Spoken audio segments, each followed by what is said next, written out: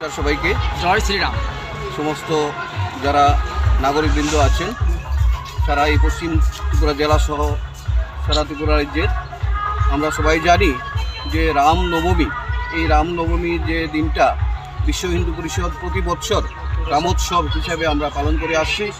আমরা বিভিন্ন আমাদের যে প্রখণ্ডগুলো আছে সেইগুলো খুব সুন্দরভাবে পালিত হচ্ছে এবং আগামী 2 তারিখ অবধি আমরা এই রামোৎসবটা পালন করব। এই রামনবমী উপলক্ষেই আমরা আজকে পশ্চিম ত্রিপুরা জেলার উদ্যোগে, যেটা ত্রিপুরা প্রান্তের, সেখানে আমরা একটা ভব্য একটা শোভাযাত্রা আমরা এখন শুরু করতে যাচ্ছি।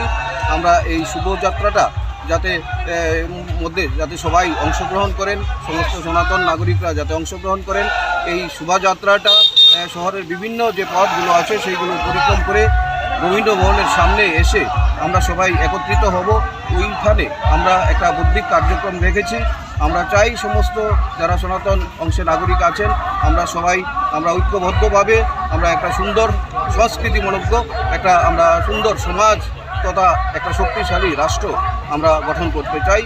সবাইকে আবারও নমস্কার, জয় শ্রীরাম, ভারত মাতা কি জয়। এই র্যালিটা আপনার আনন্দ মহিমা কালীবাড়ির আশ্রম থেকে হয়ে তারপরে তুলসীবতী স্কুলের সামনে দিয়ে গিয়ে কামানচুমনির পরে তারপর পোস্টঅফিস চৌমনির পরে RMS চৌমনি, তারপর ওরিয়েন্ট চৌমনি হয়ে আমরা রবীন্দ্র ভবনের সামনে গিয়ে জমায়েতটা করব। আপনার পরিচয়টা?